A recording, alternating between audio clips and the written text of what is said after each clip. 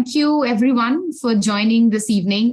We are super excited for this new conversation series that initially we called it the Writing Booth. I called it the Writing Booth, but people have showered so much of love and support in this community that it seems like it will have an afterlife. It will have a life and an afterlife now. So before I take on the chance to introduce my very special guest for the first talk series today, I'll take a moment to introduce all of you who are here. I see a quite number of people, it's 22, 23, and it's already rising. So what is the Writing Booth? How did it start? So I have been teaching writing for a while now, writing and communication. And if I club together all my experience of teaching in various universities and places, it would be around a decade. So and that. But eventually, when I arrived to the very pedagogy of writing and understanding that to such in such a way that I started applying it to my own writing and how I teach in my own classrooms, I realized that something was missing. And it was also incidentally that the time of the pandemic. So all of us were struggling severely in our personal lives. And the pandemic took a toll on our writing lives, our academic lives, and all of that. So it was, again, because I was teaching writing, I was reading Rowena Murray and how to do a thesis. So it is from her that I got this idea of writing together, writing as a sense of social bonding, writing is coming from a place of community. And I felt, why not try it with the people I know? So I reached out to my friends and they thought it was a great idea. It started with a group of 4 or 5 people, and it has been going strong. And now we are about the Writing Booth. Before this event, it had around 70, 80 odd members dropping in now and then. But now this group is very, very strong with all these events made. And so I'm very, very excited with the future of this entire community. And I think this is a great space to share all our joys and anxieties and traumas about being in academia. And I do not know, it's not just upon me to keep it a safe space, but I guess it is very much a requirement that this community and we in academia need is a place where we can just pour out without any judgment. And that is the space what I intend this community to become. And I'm absolutely elated to find so many people from my friends, colleagues, and even people I do not know. So cheers to all the people and the existing members of the Writing Booth who spread the news far and wide and made this even such a big success. So thank you so much. That's me and my little endeavor. And now Ananya, who has been a very, very kind person to me to kind of allow me into her writing sessions and her teacher training. That's how I started to know her. But that's not the end. She's a very close friend of mine now. So close a friend that whenever I go to her with any kind of request, she has to say yes. So this is the thing that I make her do is when I plan something new, I ask her, okay, will you experiment with me? And she's all game for it. So you are also part of this experiment today, and let's see where it goes. So that's Ananya, a guide, a friend, a teacher, and the formal bio note, I will read it to you for all those who who do not know where we come from. So Professor Ananya Dasgupta directs the Center for Writing and Pedagogy at Kriya University, where she's also an associate professor of literature in the Division of Literature and the Arts. Among her best publications are Magical Epistemologies, Forms of Knowledge in Early Modern English Drama, and a book of poems, Between Sure Places. But surely, I think this bio note is a little old. She has far more publications now, which I keep on seeing on a daily basis. So she has also co-edited, along with Professor Madhura Lohkare, a collection of essays, Writing in Academia.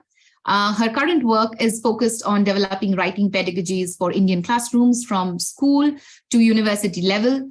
And today's conversation would be cursorily guided by the ideas shared in her essay that we circulated with all the participants who had registered before 15th of February, is her essay, The Writing Self and the Work of Care in Writing, Critical Writing Pedagogy. However, it will start with these issues, but it will not be limited to that. It will kind of go beyond the scope of this essay. I'm sure it will. So we will, because this number is increasing, just to say, for the sake of this virtual space, we have muted all of you. I'm really sorry. This is not a very kind thing to do, to mute people, because we always have so much to say. And I'm sure if we were in a room, we would have done it otherwise by raising hands and all sorts of other gestures. But bear with us for about an hour, where we will talk to each other, where Ananya and I will talk to each other. And you will possibly be just mute listeners, but we'll try to keep it as short as possible, 40-45 minutes, and then open the floor to as many questions as we can accommodate. And the timing is till 8:30, but I know Ananya, she is a talker, and you know me, I'm a great talker. So that is what we have for the day. So first we will, and this talk, as I have thought, and Ananya also said, this is the best way to do it. So it will have majorly 3 sections. First, we'll talk about Ananya and her work, and then the pedagogy of care, which the essay is all about. And finally, we will also get to hear something which is why you all of us are here today, is the anxieties related to reading, writing, and publishing in academia, and the issue of plagiarism, right? So that elephant in the room that we don't want it to enter, but it's still always there. So these are the 3 major sections that we are going to focus. So first, Ananya, I'm sorry for taking 9 minutes already and not letting you speak, but the floor is all yours now. So please share with us your journey of becoming a writing teacher from a student of literature. And yes. Thank you so much. I think one thing we can all agree on was that we are both talkers. So, with that, lots of talking and a little bit of the doing. So thank you, first of all, for inviting me to this. And I really do enjoy being a part of all of your experiments. And so in the spirit of scientific inquiry, let's see what comes out of today's conversation. And this idea of play, this idea of let's start something and see where it goes. I think before we even get to it, I would say that that is really the heart of writing pedagogy, the way that I see it, and also care. And we'll come to that later. So you wanted to know about my own journey as a writing teacher. So I'm actually a through and through DU student. Till my MPhil, I was, that was at Arts Faculty, Literature Department. After my MPhil, and so as all of you who, have studied in DU or know of public universities, it's only lately that there is conversation, about writing courses, etc. But when I was a student, and that really was a very, very long time ago, when I was a student there, we didn't have any writing courses. So when I finished my MPhil and went to the US to do my PhD there at Rutgers University, as it happens with a lot of universities, their doctoral students, graduate students are often required to TA in the writing program. But I must say that for me, there was an additional thing. So I did become a TA in the writing program, is how I first began teaching writing. But I do want to note that when I went to the US, and first 2 years of the PhD is coursework, and I was reading fine, I was enjoying myself, but there was something going on with my writing, which I thought I was doing my best with. But my supervisors were very puzzled about.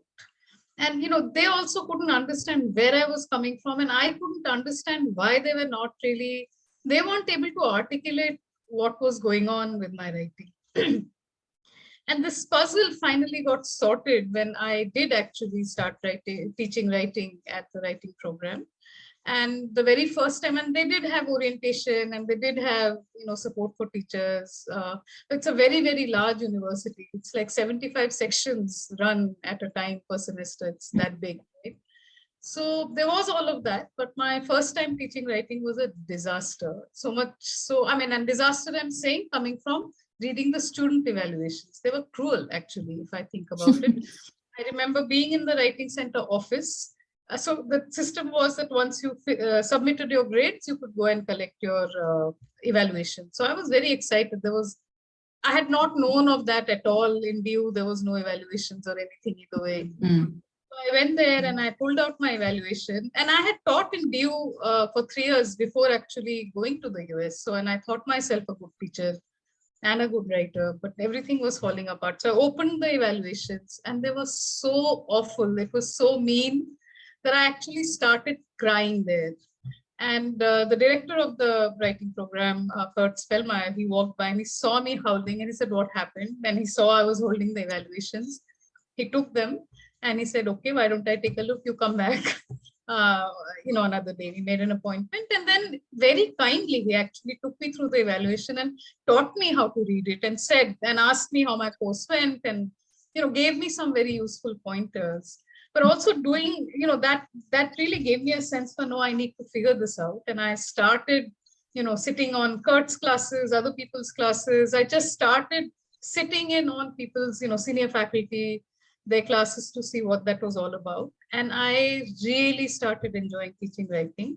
And by the time I was done with it in the US, not only, my courses, my classes were going very, very well, to the extent again that student evaluations could be relied on the kind of grades they were getting, right? That it was really very, very good. And I had such a good time doing it. And Kurt actually started thinking that I might want to stay back and get a job at the writing center, and said as much. But I didn't think of myself as a writing teacher. I thought of myself as a Shakespeare scholar, what my PhD was on, and I was going to teach that, right? So I moved back to India to teach at, and the first job I got, it was an ad hoc job, but at the college I had studied, at Stephens. And that was the year, third year was still in manual mode, and the second year was on whatever system. So I landed in the middle of all that confusion. And when I read the third year students, so I was their tutor actually. So when I read their papers and their answers, whatever, I recognized myself in it. I was like, this is how I used to write, where, and these are like, dedicated, smart students, but their writing really was not where it should have been. And teaching writing there had helped me figure what was going on with my own writing. And, so figuring my own writing was an important part of learning that pedagogy, because I was like, well, what's going on? So teaching to write it, helped me figure my own writing. And then when I came to Stephens and I looked at their writing, my heart broke. I was like, ye kya kar rahe hain? Paragraph is not a collection of sentences. Why do these kids not know that? And then I realized it's the same thing, that, they've just not been told. It's not how teaching happens. Idea is you intuit it, right? And the politics of that, who intuits writing? You have to have that kind of cultural capital. Parents are professors. You've been reading writing, imbibing it from them. They can, first generation learners cannot just intuit writing, for example, right? No. So anyway, so then so I actually did a writing course for them over the tutorial, sneaked in time. They absolutely loved it. I loved it. And I was like, this is a real need. But even then I was not ready to commit to being a writing teacher. I got a job in the English department at SNU. But again, it was this thing that I was trying to get away from, but couldn't. And I got roped into organizing academic writing there. Yes. Long story short, I got into it. And, I started hiring teachers, training them, tutorial, conferences. We did all of that. But all of that was still very informal. There was no writing center, which meant institutionally, I was still, hired in the English department to do English department things. And in addition, I was pretty much running another department altogether. At some point I counted, there were a total of 30 people, including all tutors. And I was like, I'm managing all of that. So it was like doing two jobs, and I was burning out. And then I said, can we have a writing center? Whatever internal politics, that didn't happen. And then it did happen at Jindal. I set up the writing center there. And now I'm at Trier University for the last 4 years, setting up and now running and hoping to expand the Center for Writing Pedagogy.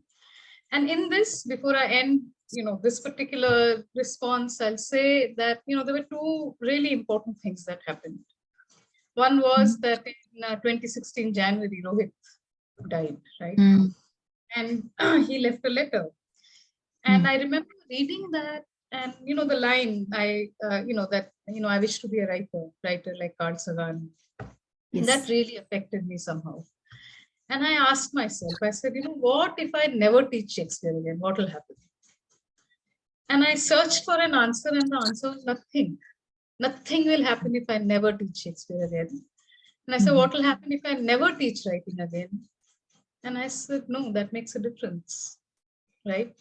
So that Wow. I think was a very Awesome. important turning point for me, why I decided to leave the comfort and certainty of English Mm. departments behind. Because there's a way in which you're employed in the English department, it's cut out what you need to do. Abhi writing Mm-hmm. center kya Mm-hmm. hai, right?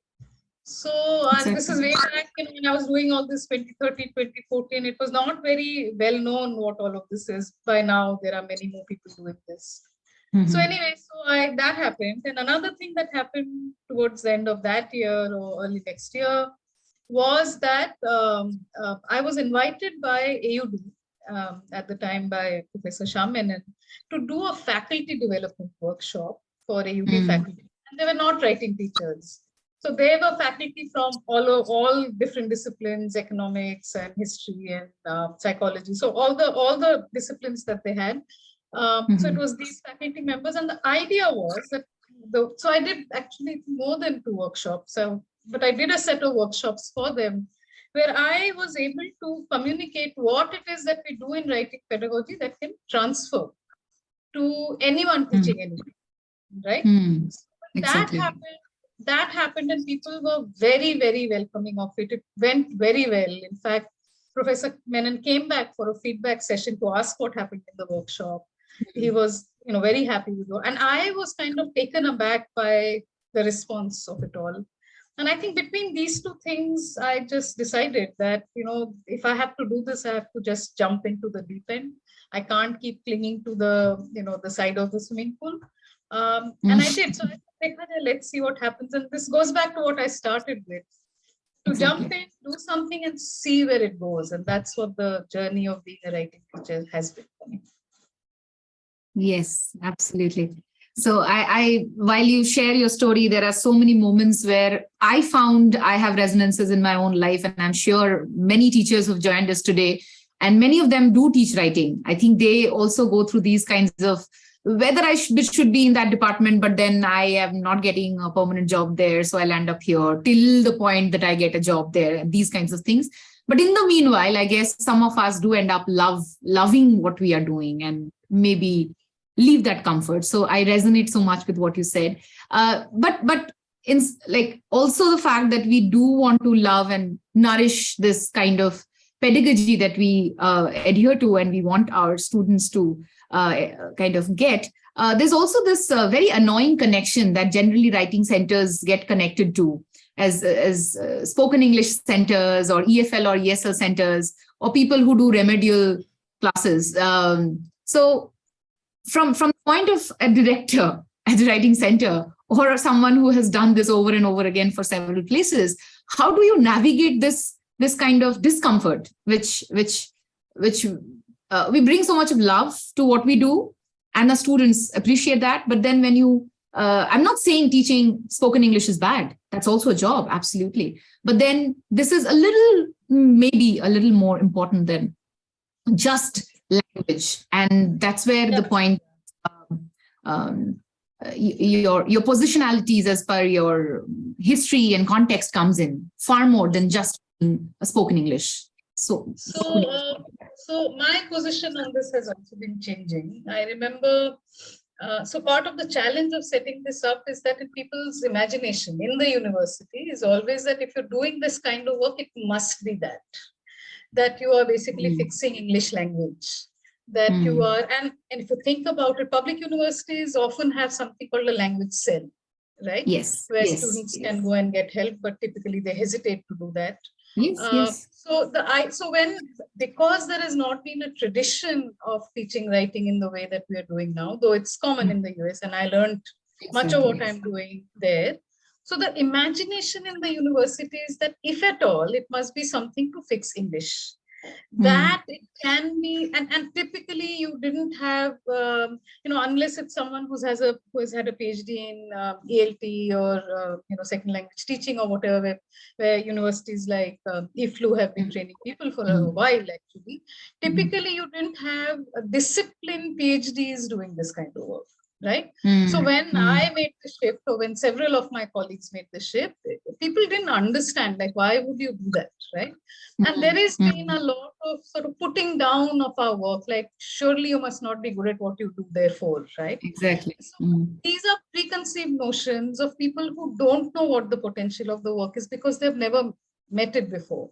So I did go through a phase of, that finding that annoying, that you think that is what we're doing, and often saying that, that's not we are doing. We are not a soft skills, whatever.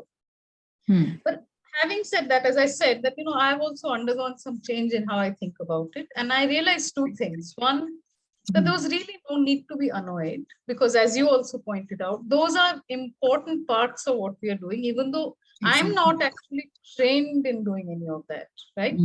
This writing pedagogy that we are developing has now really is becoming its own thing. But I'm not a trained ELT teacher, for example, right? So what I realized is that all of this is important. And at the CWP, at my center, what I realized is that there are students who are coming in. So we don't have a language cell or anything. All there is us, right? And we are not trained to do all of this. But now I've begun to realize that, say, there are students who are coming in from schools that, maybe they got to English only after class 8. Or they, or even if they had it earlier, they don't come from a background where there's a lot of spoken English happening, right? So if that is the case, and these students come to my writing class, and this is so much, the pedagogy we have is a workshop pedagogy predicated on the participation of the students. And some students are being able to follow the readings, are patient, are hardworking, but are so shy of speaking up in class, right? So without addressing that, this pedagogy fails, this writing pedagogy fails, right? So what we did at CWP was we started something called the Conversation Partner Program, right? And what that is basically, there are students, from the second year, so these are first year courses, and students who have already done these courses and graduated. So we draw our tutors and our conversation partners from basically second year, third year students who've done this course already. And we get conversation partners. And we pair up students who we are clearly seeing are shy about speaking up, and we pair them up with these conversation partners. We train them and say, look, you're not fixing accent, you're not correcting anything. All you're doing is you're giving this person to talk for 45 minutes on some topic of interest.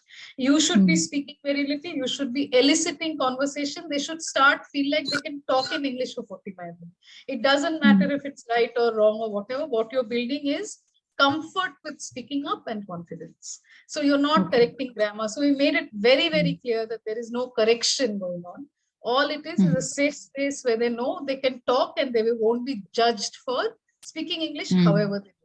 And doing just that, we saw it made a huge difference in the participation that the students then became comfortable in, the way that they participated in the class conversations.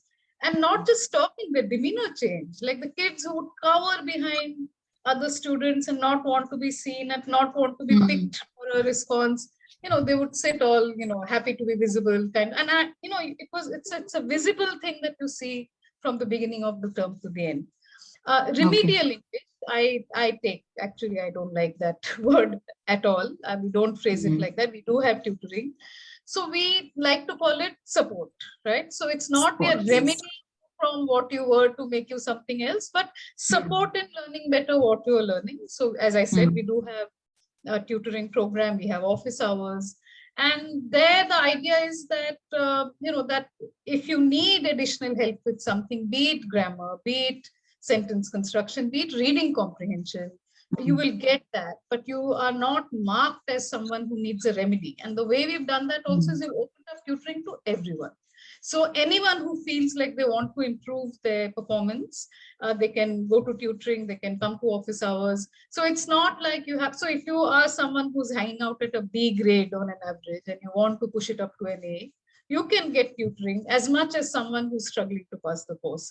So we removed this idea that only quote unquote weak students need tutoring. We absolutely did away with that language and attitude, to the extent that sometimes, and of course we don't have so many tutors, it's a very skillful negotiation that my faculty members, my colleagues at the center are doing, and they are managing this now. We are very small compared to Ashoka and Jindal and all. We are just very small in number. You know that, follow me. So we do a lot of skillful negotiation around this. So it does happen that students who need the help more, will encourage them to go. But then students want to go for tutoring. They are like, oh, can we sign up also? Is there a slot available? So taking that stigma away from getting support, getting help, right? Absolutely. So I think that's really important. But the work is necessary. I think it shouldn't be called language cell. I don't think it should be called remedying anything, but including that in the work of the center, I think, is a very, very important part.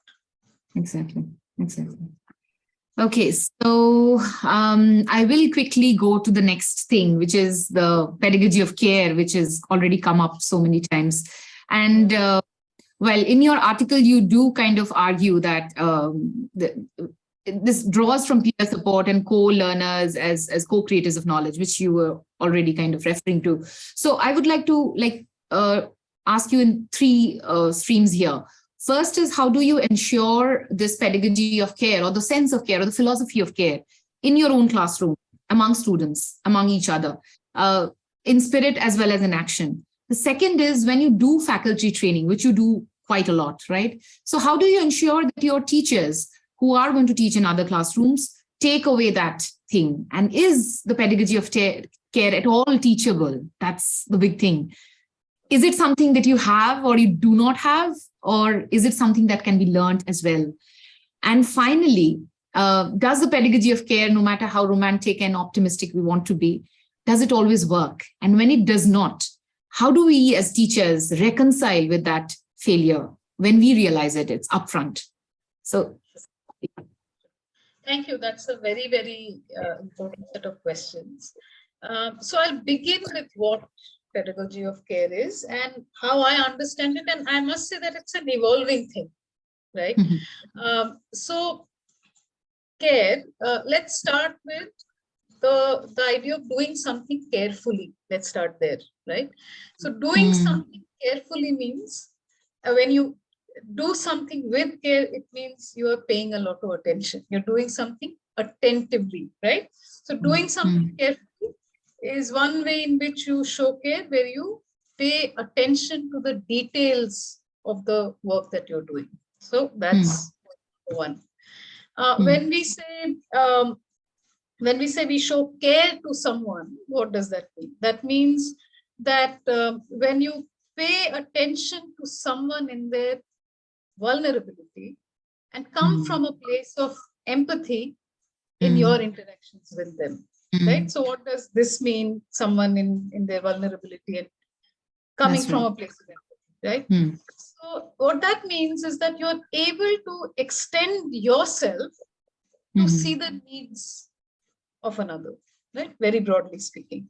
And in a classroom setup, so I like that you set it up separately for, well, how are students doing it? What are teachers doing in this?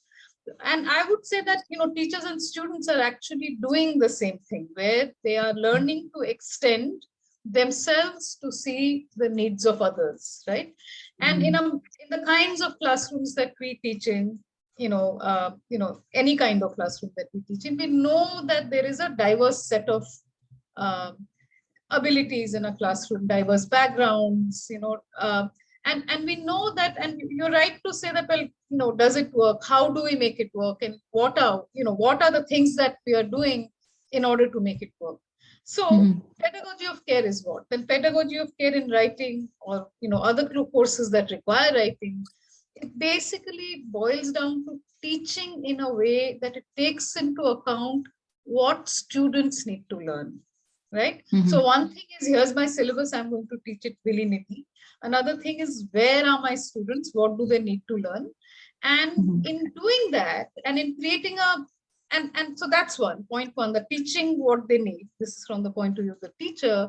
And again, point of view of the teacher, it involves making the classroom a space where all students can learn. Otherwise, you're all very familiar with how, group of students get taught in a class. I've been in those classrooms, those lecture classrooms where, there's a bunch of really bright students and who are responding, and, the teachers basically teach them because others are quiet or whatever else, right? So then the change here is that you are making a classroom where students are not, say coming into the class, they are not the brightest in terms of all the skills they've already learned, ready to participate, that it's not aimed at them. So the classroom is to make sure you create the kind of environment where every student can learn. So these are the two really important things I would say that the teachers are doing. And then concretely, when we start to work it out, what is it that we are teaching our students to do in that environment where everyone can learn, right? So one thing is, and I won't, speak of everything, but again, I'll take 2 points that I think are really important. One is this creation of the classroom as a safe space where everybody can bring their entire selves into the class.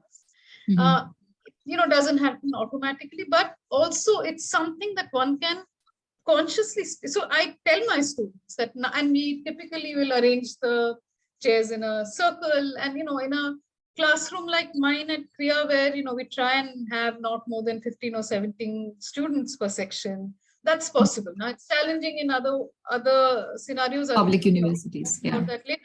But here we'll all sit, we'll so that everybody's facing each other. And I'll talk about it. I'll say that this needs to be a safe space. What does that mean? It means that, we are going to talk to each other in a certain way. We are going to work we're going to learn writing, not in isolation, but with each other's help. You cannot do this alone. So not only will I talk about it, I will make it demonstrable, right? So right. How, so other than talking about it,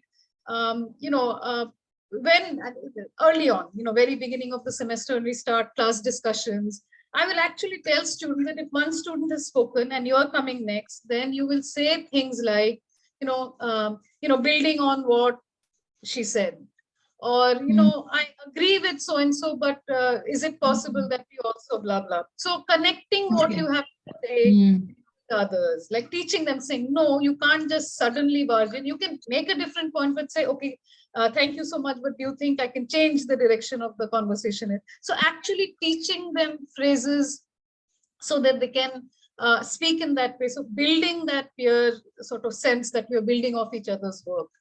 And we do things like peer review. And along with that, and this will connect back to plagiarism. I know you want to talk about that, but I'll briefly mention it now, that this, acknowledging each other's work. So first of all, just by saying, okay, so-and-so's idea, I want to go back to that, build on it, blah, blah.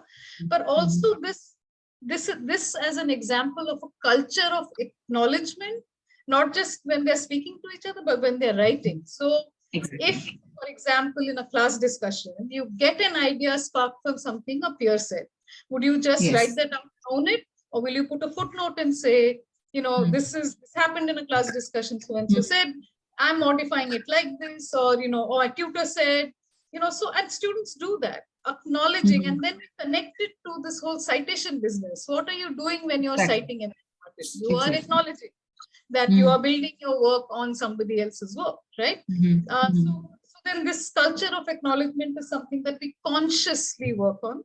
And the second point I'll make, another really important point, is that pedagogy of care, and Madhura writes about this in the Cafe de Sensus issue that you're looking at, is feedback. How do you give feedback in a safe space? What makes it a safe space? What makes it a constructive feedback for revision? Doable task. Now I can say, oh, this paper is great, or this paper is horrid, but then what will the person who's reading the comments do with it, right? So literally, so we do peer reviews, we have instruction sheets. So one of the things that we teach our students to do is, when you've read something, can you summarize in your own words what the peer is saying? and we all know as writers that if we give someone something to read and they say, I think what you're trying to say here is, and if that's what you, it feels like such an accomplishment. Yes, what I wanted to say has been received. Or it's like early drafts can be very confusing. That's not happened. And you don't know what exactly the peer is saying.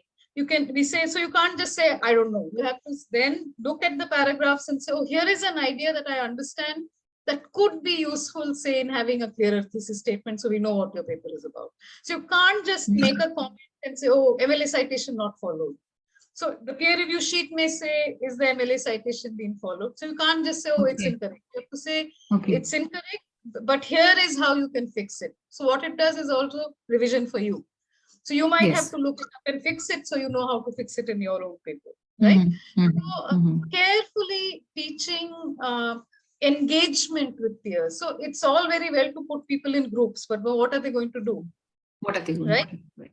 So, planning that out carefully and, doable tasks, and gradually the peer reviews get a little bit more complex, but that accomplishment, oh, I could actually give a peer feedback that they can do. So always the emphasis, and you've been in the teacher trainings, even for instructors, the emphasis is always on the next doable task for that particular student, right? So we teach that to the students as well. And these go actually a long way in creating that environment of a pedagogy that's shared, that's in support of each other. Now, faculty, right? So you said, well, how do you teach? Is it teachable? The way we do that is by replicating what the students are doing in class. So when we do our workshop, we have exercises, all of us work together on it. We give each other feedback. We disagree violently sometimes. We learn from each other, but we do exactly what we are asking our students to do. So our workshops, and you've been to the weekly faculty training workshops, you've been to a boot camp. I basically simulate what we want. So if you're telling the teachers don't lecture, then I can't go and lecture during the boot camp or during the workshop, right? So if I have to tell them it has to be a workshop, then it has to be in a workshop style with us. And I will do the assignments as much as the others are doing. And during COVID, it all was online, and we would have one Google document, and everybody has their own space. I'm also doing it, and then everybody gets to give a response, and we cover all the topics like that. What we are teaching our students to do when we have to learn the behind the scenes, we do it in a workshop way. So following the same or replicating the same pedagogy in our own training is the way to do that. And of course, emphasis on feedback. How do you give feedback? How do you deal with different abilities in your class? What kind of language? That's the extra work, of course, that we do separately that doesn't get done in class. Right. Was there a third question I missed? No, you actually addressed it. I asked what happens when the pedagogy of care doesn't work. Like, how do you with that? So, and it often happens that it students will not always be able to give the kind of feedback. I'll give you an example of something that happened recently. So in one of the sections, not mine, but in one of the sections, so they do peer review, right? So one of the students wrote in the peer review sheet something about, so we teach them to be appreciative, and also all of that has happened. And then in the end, I only wish you had not used ChatGPT to write your paper and actually worked on it like the rest of us did. And the student not only sent it to the peer, the student also sent it to the instructor, and the instructor immediately got in touch with me, panicking, now what do I do? And she's a first-time teacher. So she was like, what am I supposed to do, right? And so I looked at the papers, I looked at the prompt, and I have been playing with ChatGPT a lot. So I looked at it and I was like, no, this is actually not ChatGPT. This is a student. It's not working. The paper is not working very well in most things, but it's, we have very eccentric requirements of the paper, right? And no ChatGPT is yet able to replicate what we require of them. For example, in the body paragraph, make a connection with quotes from two different readings, and nobody in the real world writes essays like that, right? So I looked at all of that, and I looked at, A student can get citation right in one paragraph and make a mistake in another. Like, yeah, I won't. Yeah, I will be consistent. So I thought through it, I looked through it, and I was quite confident. So the reason student had said it, because if you entered it in ChatGPT and asked, did you write it? ChatGPT said yes. So, but there was no evidence for it that ChatGPT actually wrote. I was sure that ChatGPT did not write it. So anyway, then I had a meeting with the teacher, and she was just like, I don't know how to deal with this. So then I said, look, this is not ChatGPT. And of course, there's an email thing going on, and the student saying, I didn't use ChatGPT, and all that going on. So we had a discussion, and I told the teacher, you call this student and ask her what made her say this, and see whether she is resistant to the idea of seeing that that allegation was incorrect. And you can't just say someone has plagiarized or used ChatGPT without having absolutely good reasons to do so. So Turnitin, for example, will give you a percentage and take the sentence and say, okay, it has been used 20 times before, right? Which university, right? ChatGPT will come, but it has not yet. So I said, explain to her that this kind of allegation against a peer goes against that safe space idea, goes against the trust we build, and that you cannot, that this is as bad as plagiarizing yourself, right?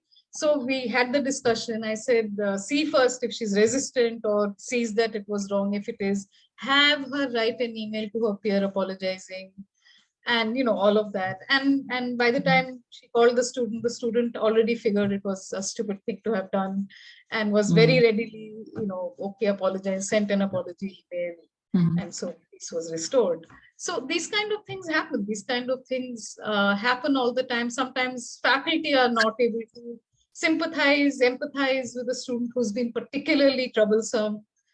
So all of these things happen, but as long as you get an overall sense of why you are here and what you're doing this for, I must say our success rate is higher than our failures. Lavanya is saying ChatGPT references are not exactly. It's still. I mean, it will all get very much better, but right now it's still quite unreliable and easily detectable. Very generic and the kind of if our prompts are clever enough, we still have to kind of not fall in the trap of. In the writing courses, at least we are working step by step with the students. They are doing paragraphs, they're doing revision, then the essay is getting built. So suddenly, if there's a whole different essay, then But in these classes, it's hard for students to plagiarize that much for that reason. But yeah, so you were asking anecdote, here it is. So resolving. So one of the things that I told my instructor, and it so happened that the instructor, so the student who made the allegation is I think a first generation learner, is someone who's very underconfident in class, doesn't speak at all. And so the teacher, so initially I got damn irritated, and I said, you know what, just, just dock a grade or something. And then she said, no, we can't do that. And, I feel like I will be, she feels so disempowered that I'll be taking away her voice because, she said something and I'm saying it's wrong. So I thought about it, no, I didn't mean that. You don't, but talk to her, try and understand where she's coming from. But also, and this is pedagogy of care, in my understanding as well, that this is not taking away her voice. This is teaching her responsibility. So so whatever our lack of privilege and all of lack of whatever our privilege or lack of privilege, and all of us are on a scale of privileged in some ways, not privileged in others, right? But that lack of privilege should not become a free pass to do something that's unacceptable. Exactly. You have the responsibility as a teacher to teach her that this is not okay to do, and not from a place of I am putting you down, but if you have to be a responsible student and scholar, that this is something you need to pay attention to. Absolutely. So so making it into moments that teach us to be teachers. It's easy to do the pleasurable things of doing, getting compliments or from students and all of that. But things like hauling up someone for something like this is a harder thing to do, right? Absolutely. No, you absolutely have to. And this is your role as a teacher now. And this is also showing care. Absolutely. Right.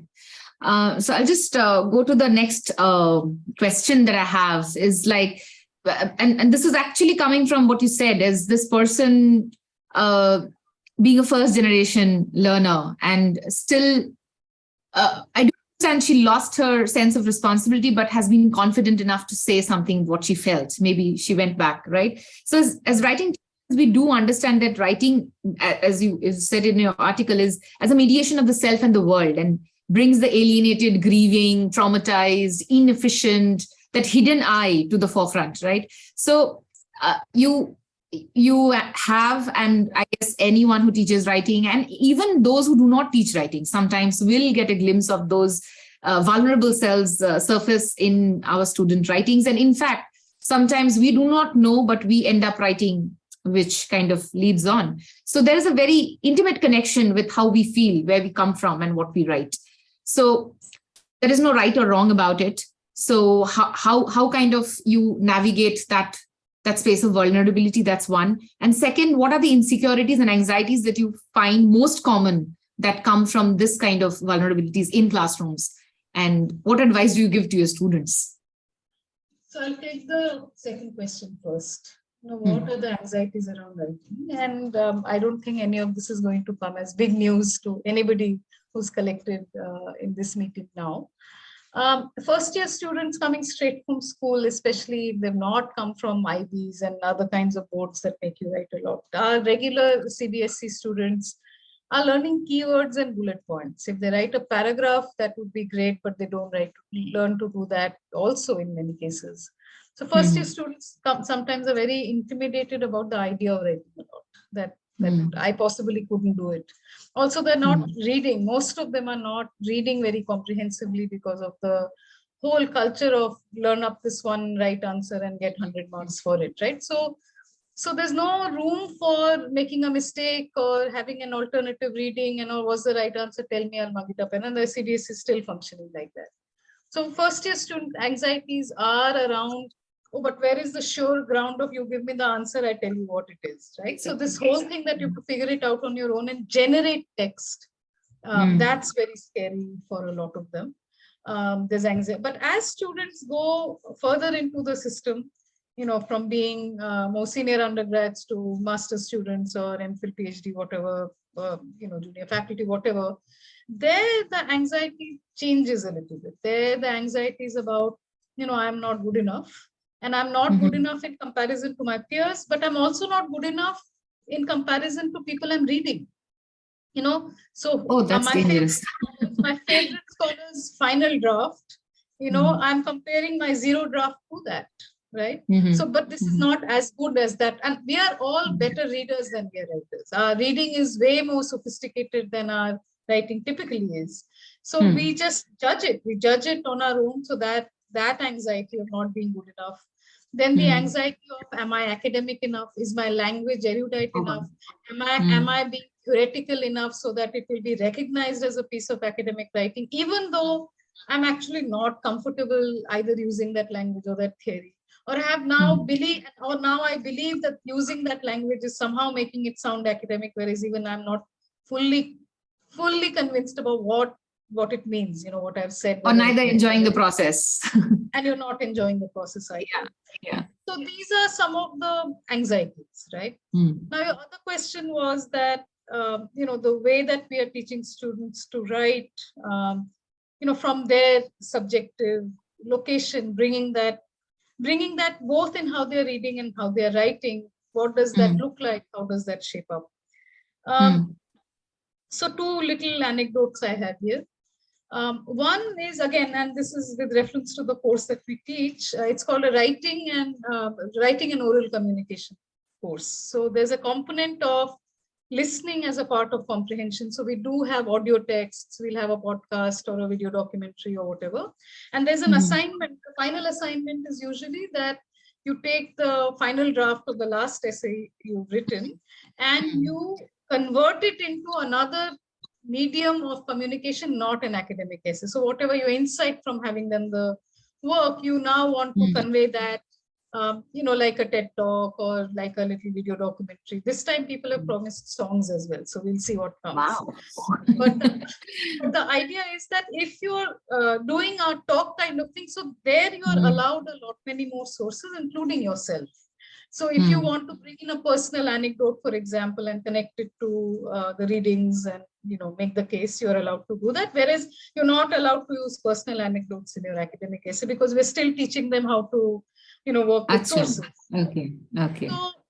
So this around this last assignment, I had one student in my class and we were doing a practice session. I was like, okay, so what personal anecdote are you now going to connect to these 2-3 readings? You have to connect it to that in order to make a point. And I remember one student started telling her personal anecdote. It started as a joke. She said, well, my mom, they're twins, and, and everybody was sort of like, oh, it's going to be some kind of funny thing. But it actually ended up being a pretty tragic story. And in the way that it was affecting her as a person, in the way that it was affecting her as a student, and really the marked difference of the environment she was in now in college, with, having boys and girls. And she came from a girls' school, and her mom kept a really careful check on whether she talked to boys or not. So the issues were around that. And here she was in an environment where a mom is not there to check on her, and there are boys, and everybody is very friendly, and she's never been in this kind of an environment before. And she's torn between the promise she made to her mother and what her mother expects her to be as a person in college, and what seems like this really other carefree, wonderful kind of friendships and life that college is presenting. And she's torn between the two, right? And she started crying, and of course all the kids went and hugged her. And then I asked her, I said, do you want to change your anecdote for the final presentation? She said, no, I want to keep it, but can I make it a video presentation? So she wanted a little bit of distance, but she did it. She went back, she brought that story together, and whatever the other arguments were she had to make. But she needed that distance of that video medium so that she wouldn't cry in class or whatever, right? So this idea of what happens when you bring your vulnerable self, I think, is evident in this anecdote. But she didn't drop it. She said, no, I think this is important. This is helping me understand the point that I forget what the readings that term were. It's helping me understand, and I want to do it, except I don't want to do it as a TED talk, as a presentation like that. So with that, so that's one. The other point I wanted to make is something that we talked about earlier, happened in one of our workshops, one of the faculty members. So Emily Martin's Egg in the Sperm is a very popular reading. Teachers love to teach it, and students also appreciate it a lot. So Emily Martin's Egg in the Sperm, is about understanding the role of the sperm and the egg in reproduction. But finally, she draws certain conclusions about abortion and how that affects the making the fetus, giving it autonomy, what that does to abortion rights in the US. And that's a whole debate that we are all familiar with.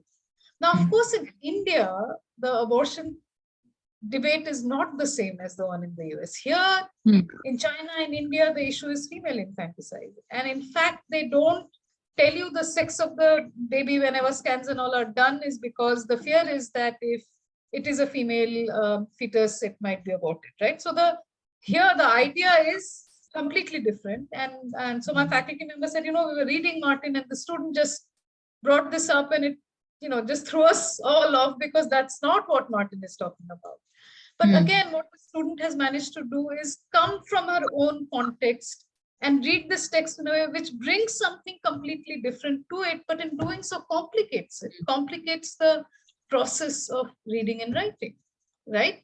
So again, and that's a teachable moment. That's a way in which then we will not tell the student, no, that's a wrong way to read it. We will say, okay, very good.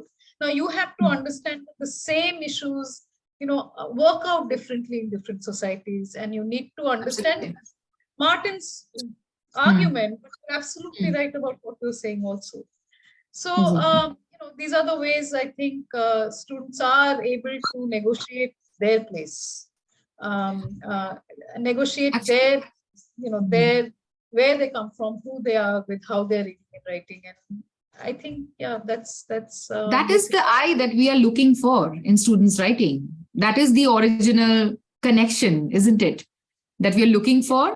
And not just in like first year student writings, I think that this kind of where do I place the I, how do I place the I, gets a kind of a even more complicated question when it becomes thesis writing or PhD students writing, because then it's not just one small piece of text generation, it's massive chunks of text generation, and you still have to make connections and all of that and still come out with something that is original. So if you could like point on that word original and then connect it to the idea of plagiarism, I think So, that I'll will be do a that very fitting last quickly. question.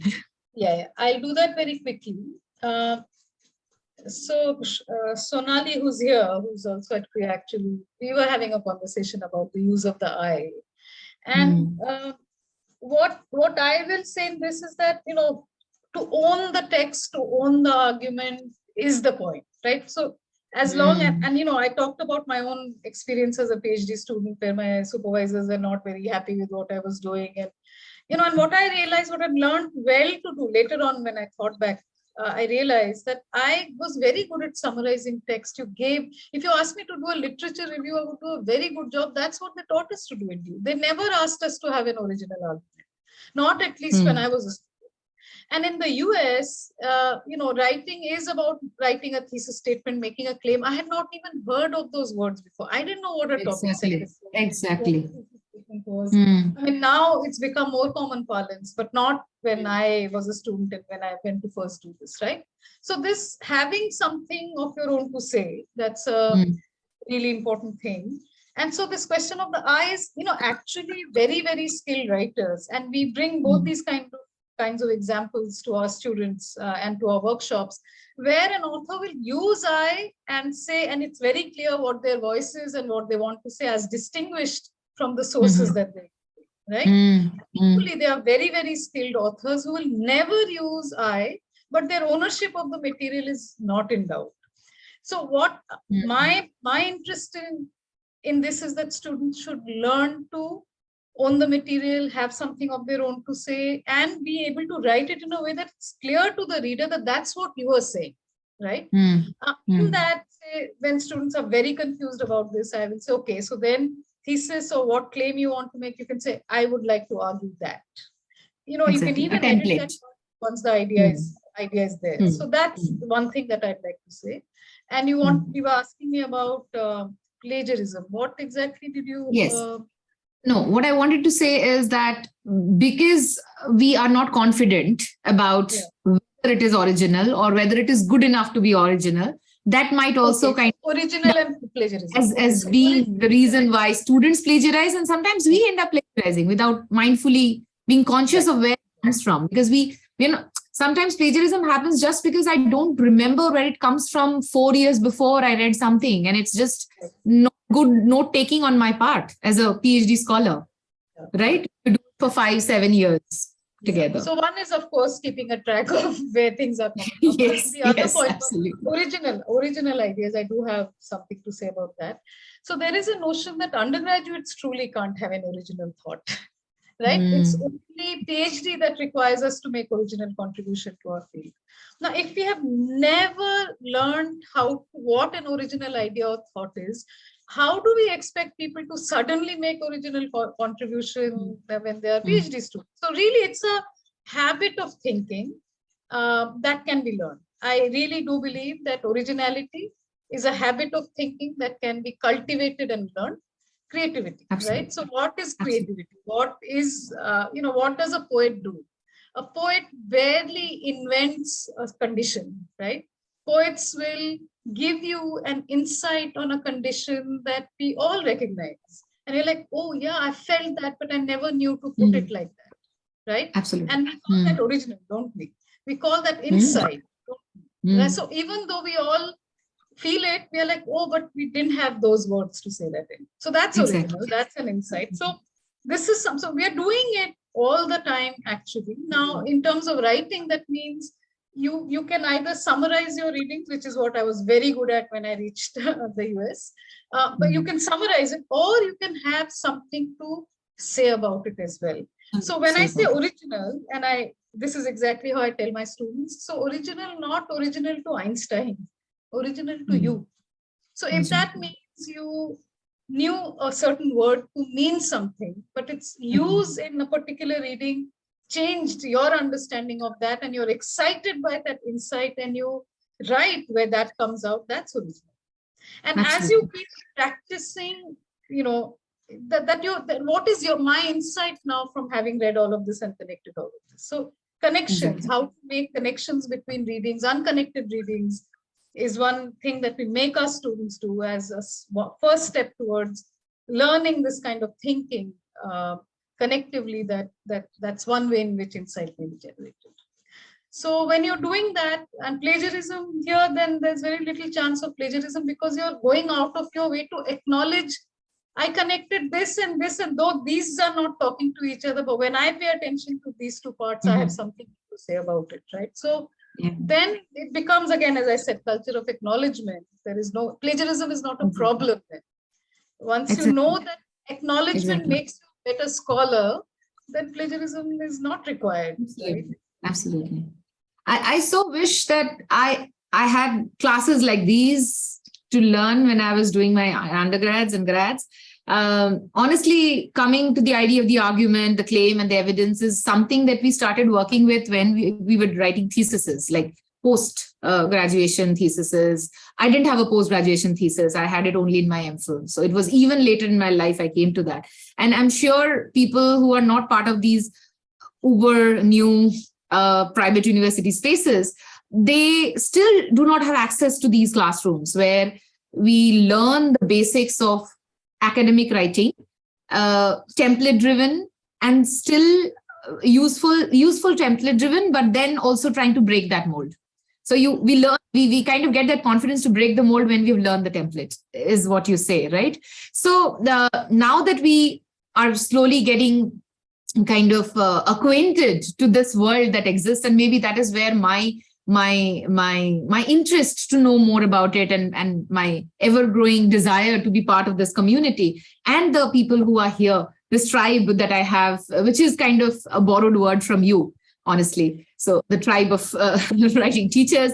But I don't just say I'm a writing teacher, I'm also a writing student, because I learn every day how to write a better argument, how to make a better claim. And you said something that I don't use anecdotes in academic classrooms as of now as evidence, right? But I went a step ahead, and I did ask my students to bring an anecdote in their academic writings to make a better hook. So maybe those are experiments we'll all end up doing in our own ways. But is there any parting advice to this community, which again, I believe one very important word is acknowledgement and gratitude. And that is what we want to build. So if you can end on some parting advice for the community, so that we stay sticking together, and you are also part of this now, you want it or not. So, I mean, I don't know if I have a piece of advice, but I do have a desire, right? And the desire literally is this, that, you said that a lot of students still don't have access to that we find a way that most students do, right? And so I'm really grateful that you're doing the work that you're doing. I think more of us need to do that. And we do a lot of workshops with anybody who asks us, if it's not clashing with anything else, right? And we are not doing this for money. No, most not at all. Yes, we don't even get, and we don't, I mean, that's not our objective. So whatever our value is fine. I've been paid in plants. So it's not that, but really, there's almost like a missionary zeal to say that, to get this out. And so we try, and whatever video recordings or workshops you're able to upload, we upload. We do as many workshops. Training now, I feel I want to be able to focus on training teachers, and if you train teachers, if you get to more students. So yeah, I mean, in whatever ways we can join hands, all of us together, to make that happen is, I think, is what I'm looking to doing. I don't know if absolutely. Absolutely. That's exactly you just said what my vision is. So thank you so much, Ananya. And you are also part of this dream because you just planted. So, okay. So I think the floor is now open to questions. Kiran, can we, like, whoever wants to just unmute yourself? I do not know if you have the unmute options. If you don't, then let us know. We will unmute you if you want to speak, and questions, comments, everything is welcome.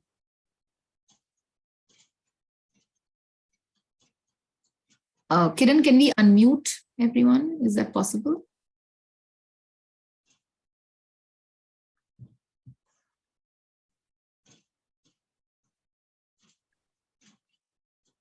I think the participants can unmute themselves. Okay. And if you want to type in the chat box also. There's a hand up. Shatavisha, please go ahead. Hi, thank you for doing this to start with. I've also started teaching recently, and many of the things that you discussed, both you and Paulomi, made so much sense. Chatbots are, I don't essentially see it as a threat. I use it as a prompt and often would ask student to better it and work on it, but still it's a bit of like, after all your plagiarism checks, that is something that you have to now think.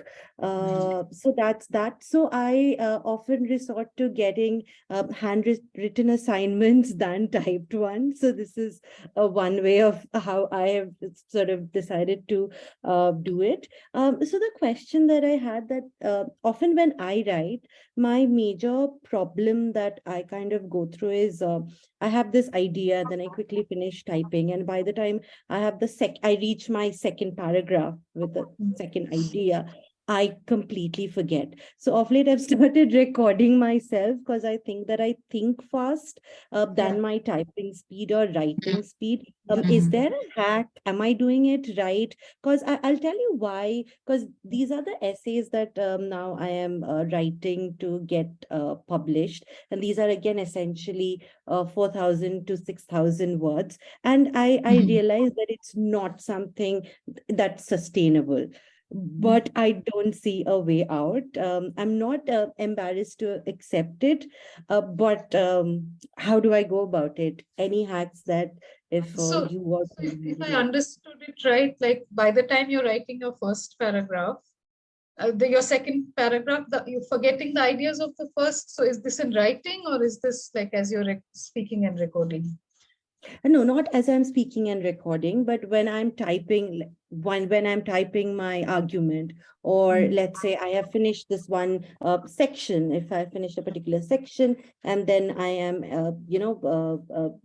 attending the next section, I kind of end up creating a mess. And then later when I sit down to edit, it's just a complete hodgepodge. Okay, so no. So okay, that connections. This is what my colleague Shayantan would call a precious first draft, right? Or as my students less flatteringly call, the puke draft, right? So the draft where you just putting all your ideas down, you're not worried about whether argument has happened or transition. The idea is whatever the jumble in your head, it is coming out on paper and you let it.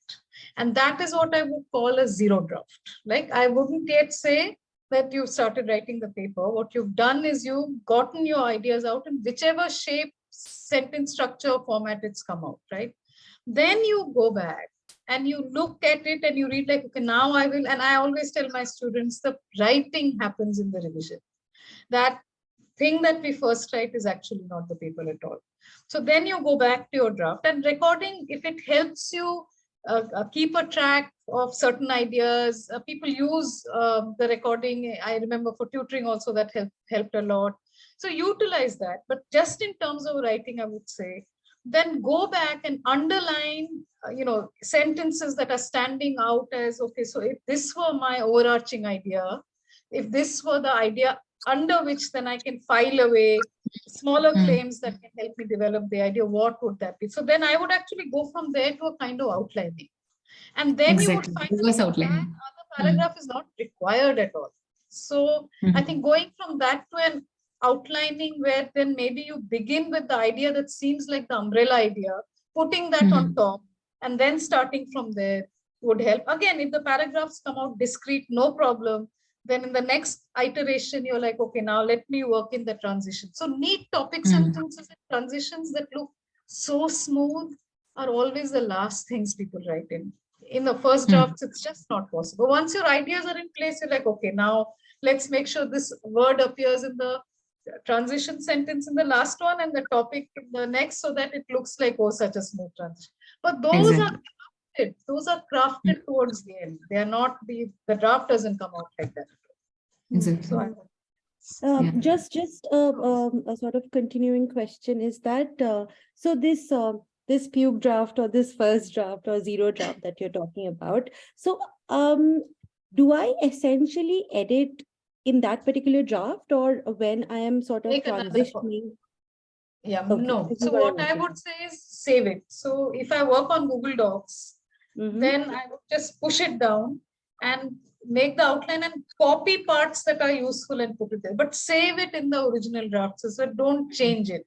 Having a copy of the original pube draft is very helpful, because there might still be an idea that you didn't explore and need to go back to. So make a new draft each time. And finally, when things are in place, then you edit down and you know that now it's just a matter of polishing it. So I wouldn't call it editing until draft 3 or 4. Exactly. Initially, like it's revision. It's rewriting, basically. It's re-envisioning. It's revision. It's what Polumi said. It's rewriting. So don't think about it in terms of editing or proofreading yet. That comes later. Okay, thanks. Just to just to add this, like, this is something that I try with my thesis students, is once they have done this first draft, is that now they try to summarize every paragraph in one sentence, and then write that as kind of a flow chart, and then see and do a reverse outlining. So now you know the argument that you want to reach. So while you were writing the first draft, you were actually thinking through writing. So you're using the writing as a thinking tool to arrive at something. And now that you know that you have arrived here, so how do you trace back? Which is how academic writing happens, is you place your argument and then you give your evidences. So it's basically going back using this technique, which Ananya detailed out. So reverse outlining technique.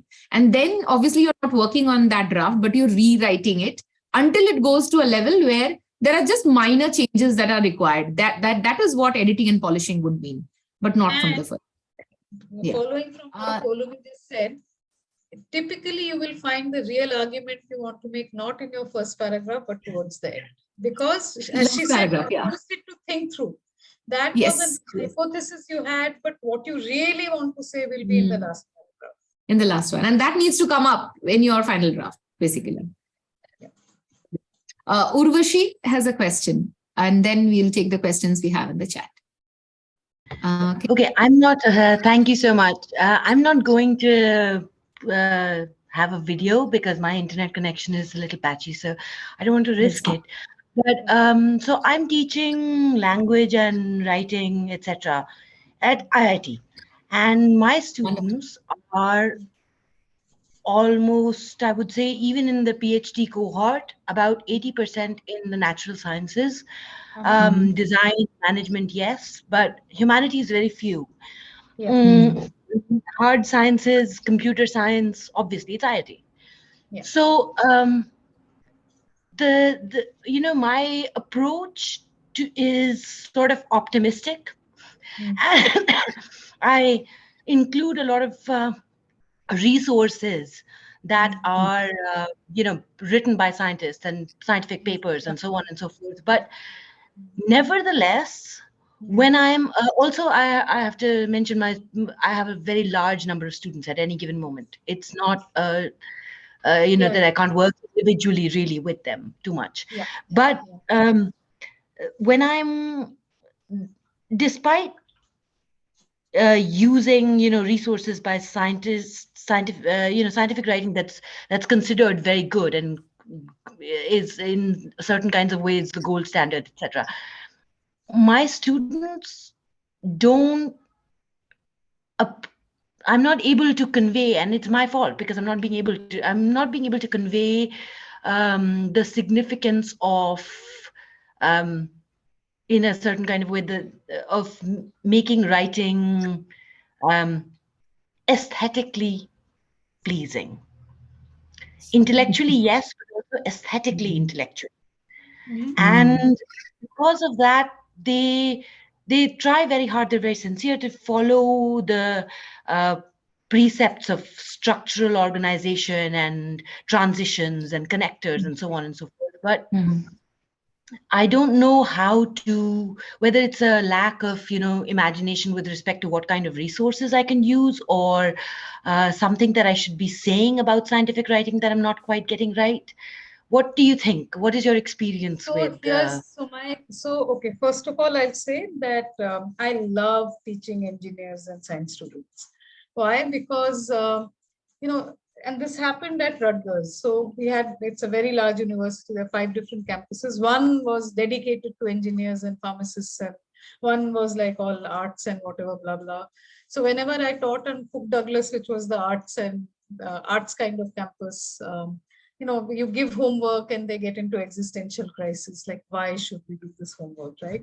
You go to teach the engineering campus, you give homework, they will do homework no matter what, right? So the thing with the engineering students was this, that if you can explain logically why you need to do something, they will do it and they will get it right. So in fact, my whole teaching changed at Rutgers, and then I would ask to go teach there because they would be like, okay, we need to do this, why? So then I would think about it and say, this is why you need to do it, and they would get it, right? So this is just to say that I actually enjoy, and I have found in SNU, we had an engineering school, in Kriya we don't, and they would often take our classes. And I found that engineering students sometimes aced the literature classes as well. I mean, they did better on the Shakespeare classes than even the lit kids did, right? So there is a way in which they have the thing about going and getting and figuring it out, which I really appreciate about them. So now the question of aesthetics, it may be as simple as doing 2 things. One, maybe include some more readings, not like just scientific academic papers, but science communication papers. There are some very, very beautiful writers of prose, and one person that I personally really like reading, and some of the essays are short enough to be taught, in small workshops as well, is this Atlantic writer, Ed Yong, who also got the Pulitzer Award, in fact. So try beautiful sentences. So there is one essay on the butterflies that I use. Eyes. Yeah. So the title of that essay is Butterflies That Hear With Their Wings. Now, With actually, their wings, yeah. Exactly right. That's an observation about the species of butterfly they'll study. But you just look at the title, you'll think it's a sentence out of a poem, wouldn't you? So one is to use prose, really good prose writing that science communication writers are doing. And I've given you one example, you'll find others. The second thing is to have them pay attention to the sentences. So even in my writing classes, whichever class, I'm in the habit of stopping when we're doing reading comprehension or whatever. I'll stop at a sentence and I'll be like, oh my God, this is just such an amazing sentence. Why is it an amazing sentence? And then we'll parse the sentence, whether that's interesting punctuation or whatever it is. And so I get into the habit of doing that. Then I'll say, okay, did you find any interesting sentence today? And they'll point to something or the other. So really pausing on the and let them see that you're deriving so much pleasure from reading that sentence, and that is a possibility will get instilled in their heads in a way, not their heads, their hearts actually, in a way that they've never encountered before. So try this and see if that works. That is a really good idea. Thank you. The science communication and pausing at a beautiful sentence and asking them to figure out why, asking them why. Thank you. Yeah, I'll try that. Thank you. Which IIT are you at, Urvashi? Delhi. Okay. Delhi. All right. Yeah. We have a few, I think 2. This is Niranjana Bardhan. I'll read it out for you. I'm a PhD scholar, and in our academic writing course, we have had explicit discussions around challenging native speaker norms, conventions, voice, etc., And now we are consciously implementing all this in our own writing practices. Now, while I use narratives or write reflections, often I experience a dilemma. What am I saying? What am I writing about myself, my experiences? Are they actually original? Am I genuine enough? Because many complexities of experiences get smoothened out in the process. Otherwise, the message I want to convey would not be coherent. Is this dilemma natural? Niranjana, if I'm getting your question right, so there seems to be one bit where you're asking about questions around narrative, but could you, if you don't mind, could you speak up and explain the first part, that challenging native speaker norms? Like, I didn't get it. Like, are you being asked to write or not asked to write in certain ways? If you could explain that to me, I might be able to answer your question better. Yes, ma'am. So in our academic writing course, we were explicitly taught about how to challenge native speaker norms when we are writing our academic papers and all, how to challenge the conventions that are prevalent in the academia. And now we are practicing all this in our own writing practices. Can you give me an example, Niranjana? The first thing we are explicitly taught about was using the I, and how to use your own voice, retain your own voice while you were writing an academic paper, and how, if I can use the term academicness, is not limited to those conventions, but we can retain academicness if we are, if we cite properly, if we don't plagiarize, and there are other different criteria of retaining academicness. The so-called idea of academicness was dismissed in our class, and we were engaged in these types of discussions. Okay. So, and so your confusion is? I mean, I really like your academic writing goes. So what is your... Yeah, ma'am, I have recently started using this, implementing these practices, because I was not taught like this before. Now I am consciously using narrative in my own writing, and now I am writing reflective journals also. When I am reading, I'm writing reflective journals. I am enjoying the experience, of course. But at times when I write a narrative or when I write my own reflections, I feel that, am I being genuine enough? The story that I am sharing with people, it is my story, it is the story of my experiences. But often I feel that the things that are getting smoothed out in the process, maybe I am not being genuine enough. Maybe I am again framing a story that is not my story. I am trying to please people, please my audience. That's what I'm trying to say. So I think, you're already very aware of the processes, and there is no way for me to now step in without having read anything or without knowing you that this is authentic or not, or whatever. In any case, questions of authenticity are complicated. I can't judge your writing and say, oh, you are not being authentic. I mean, I can't do that. Nobody can do that. Right now, if you feel you have certain questions about that, I guess, why are you saying that, what it is, I mean, those are things you can sort out. But just at the level of writing and narrative, what I heard, I liked very much. That, that ideas have to be driven by, narrative that makes sense to you. So academic papers that don't have a narrative are impossible to read and damn boring to read, and mostly we don't like to read them. But any essay that we like reading, any book that has made a difference to the world, will be written in a way that, that you follow from one point to another, and it adds up to something, adds up to an insight that really changes your world, right? So practicing, and you're right that also that, so what is, so this brings us to the question of what is academic writing by the end of it, right? So, certain conventions like, okay, there will be citation, there will be reference, there will be, anybody reading our work can trace exactly to the page number, of the source. I mean, that kind of citation, no other genre of writing actually does, right? To that, not that other writing doesn't do intertextuality or what else, but this level of, you will know which edition, which year, which page number, nobody else does, only academic writers do. So yes, that makes it academic. Other things also make it academic, but depending on the genre that you're writing. So that's what I'll focus on here. Now, what are you writing about? Like, is it an essay which is an ethnography? Is it an essay where you're writing a personal essay?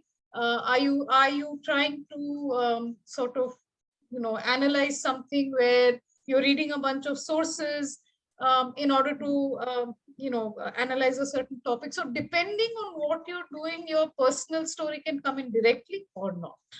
Right? So you may be writing the kind of thing where you're coming from where you are, who you are, being honest to that, and reading texts in a way that makes sense to you. But it may not require you to write about yourself as you're doing that. Right? Maybe one paragraph somewhere or one statement somewhere that this really resonated for whatever reason, but it's not your life. Not every piece of writing we are required to write our life story. So all I'll say to you is that practice writing in the ways that make your narrative strong, that make your analysis strong as well. And then think about what genre you're writing. Are you writing, if you're writing the genre of the personal essay, fine, no problem, right? But if you're writing the kind of essay where you are meant to analyze text, there may be a way to bring an anecdote or so in. There's no harm doing that. But basically your task is to analyze something, analyze a reading. If you're reviewing a book or writing about a bunch of films, then you have to pay attention to that text as well. So I hope that answers. Yes, ma'am. Thank you so much. You're welcome.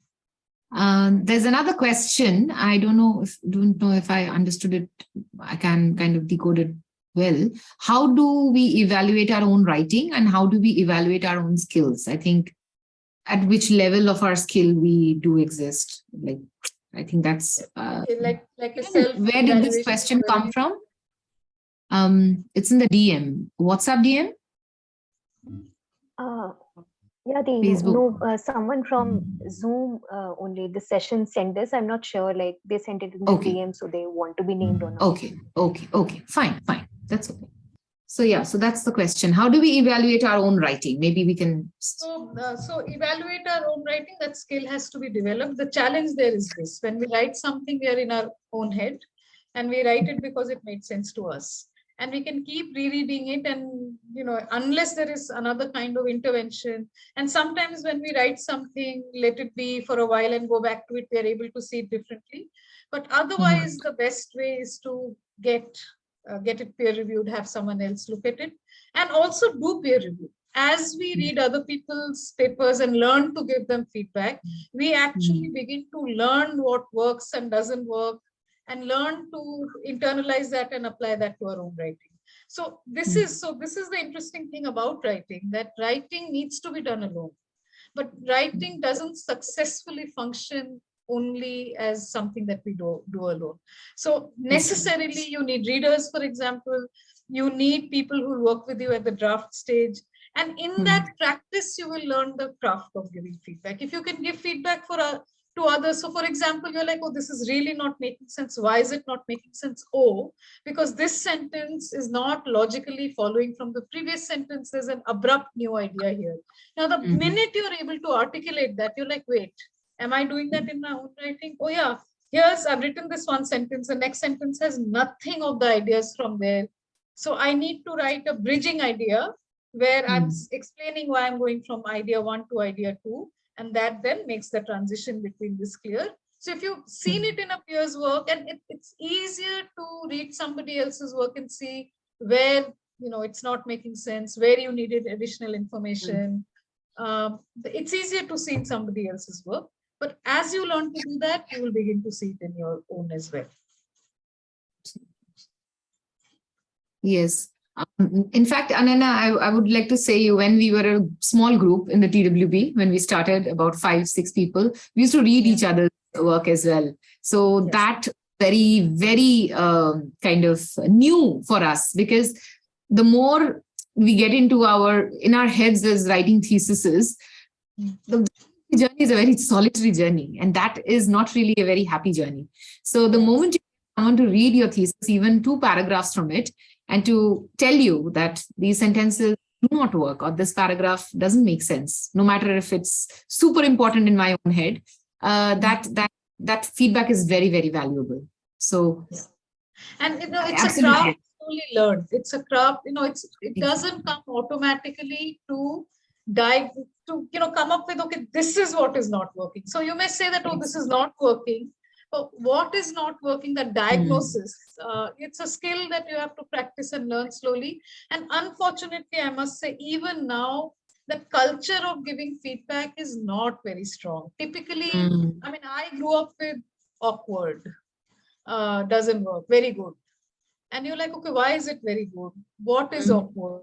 You know, it was never explained. And even now I find that on an average, the culture is not one of giving constructive revision feedback. It's just saying, oh, this is working, this is not working.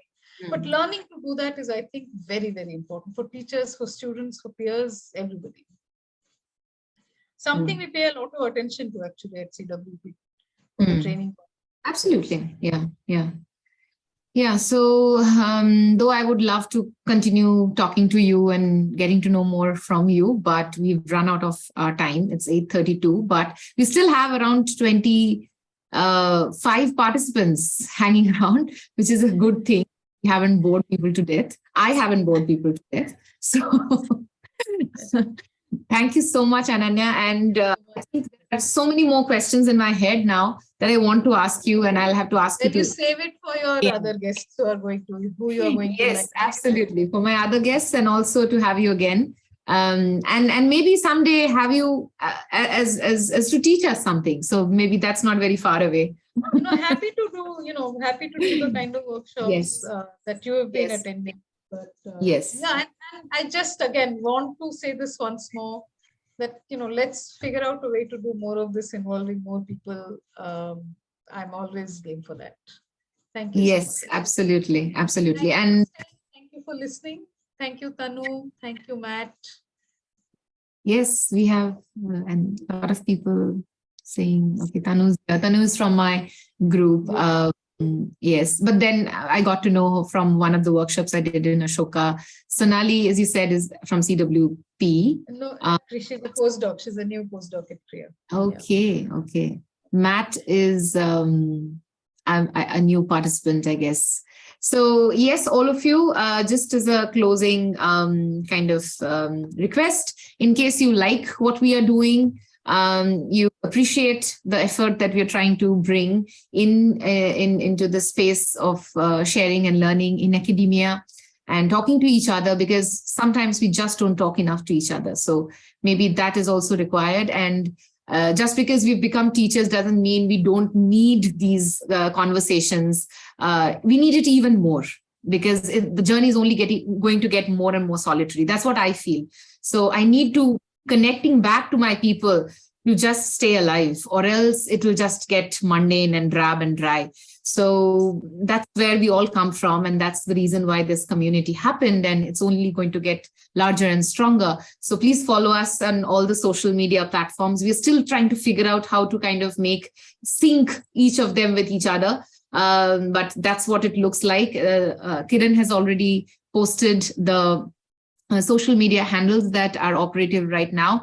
Kiran does a fantastic job in doing and handling the social media, particularly the Twitter. So she's a PhD scholar from JNU and a kind of a friend and an enthusiast in learning writing techniques and reading and academia and all of that. And we have a lot of cheerleaders here who most probably have just attended this workshop because they love me, and now they love too, I guess. So thank you so much for doing this. And this will be posted live on YouTube. So Ananya, in case students, teachers, and friends would like to see that, I'll share the link with you. And I can't put it on the CWP pages. Yes, absolutely. Absolutely. And I can't say how grateful I am to have this kickstart to this project. So thank you so much. Love you. All right. And love you all. Without saying, obviously. Wouldn't have happened. I'm trying to find where is the heart sign? Reaction. Where is the heart sign? Okay, yes. Bottom down, yeah. Yes, we need to keep on sending heart signs. Yes, I've sent one. All right. Yes, absolutely. Thank you, Ananya. Thank you, everyone. Let's all get back to writing. Yes. Get back to writing. And we do run writing sessions. We will start running writing sessions from March again. Again, few deadlines to follow up on in February. So I just finished that. And I personally start the writing sessions myself. most probably with a little structure this time. So I'll let you know what shapes up and what plans we have in case you want to join for those writing sessions, virtual ones on Zoom. Do keep an eye on our social media handles. We will inform you. Thank you so much. Thank you. Night. Thank you. Bye. Good night. Thank you very much. Bye-bye. Bye-bye. Yes, I guess all thank yous and hearts are there. Yes. Okay. Bye, Ananya. Bye-bye. Take care. Stay well. Bye.